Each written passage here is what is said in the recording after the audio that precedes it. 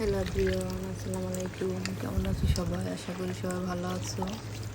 আজকে শুক্রবার মানে একটু ভালো মন্দ রান্না করব বাচ্চাদের জন্যে, যারা স্কুল থেকে এসে দেখে খুশি হয়।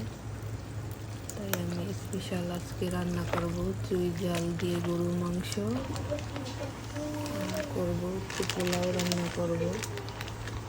চুই ঝালগুলো সুন্দর করে কাইটে পরিষ্কার করে নেব, রসুনও দিয়ে দেবো, গোটা রসুন। এভাবে রান্না করে অনেক মজা হয়। রান্না হয়ে গেছে, সামনে একটু পাতলা ডালও করেছি, যেন খেতে পারে।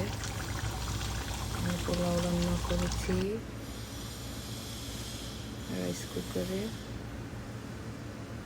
আর ডিম ভুনা আছে সামনে। এটা দিয়ে আমাদের আজকে দুপুরের খাবার খাবো। আলহামদুলিল্লাহ।